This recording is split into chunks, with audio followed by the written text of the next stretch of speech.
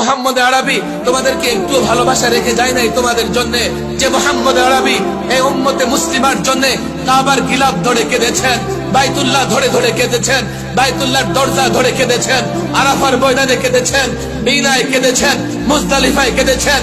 যে মুহাম্মদ আরবির হাউজে কাউসার থেকে পানি পান না করলে হাসরের ময়দানে তোমার তৃষ্ণা নিবারণ হবে না। মুহাম্মদ আরবি ইন্তিকালের আগেও উম্মতি উম্মতি বলে চিৎকার করেছেন, হে যুবকেরা আমার অপরাধ কি? আমি তো সেই মুহাম্মদ আরবির আদর্শের কথাই বলি। আমার অপরাধ কি? আমি তো মুহাম্মদ আরবির সুন্নাহর কথা বলি। তোমরা যদি অ্যারিস্টটলের ডেমোক্রেসির কথা বলতে পারো, কার্ল মার্কস লেনিনের সোশ্যালিজমের কথা বলতে পারো, জ্যাকবের ধর্মনিরপেক্ষতার কথা বলতে পারো, আমি কেন মুহাম্মদ আরবির কথা বলতে পারবো না? হাতে ধরি পায়ে ধরি তোমাদের সঙ্গে সমঝোতা হোক। আমি ইসলাম চাই, ইসলাম মেনে দুনিয়ার কল্যাণ চাই, আখিরাতের মুক্তি চাই।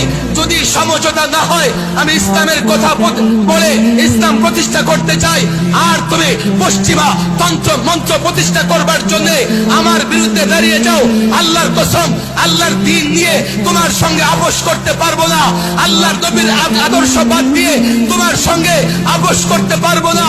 আলেমের লাশ রাস্তায় পড়ে থাকবে, ডাস্টবিনে পড়ে থাকবে। আল্লাহর কসম কখনো একজন আলেম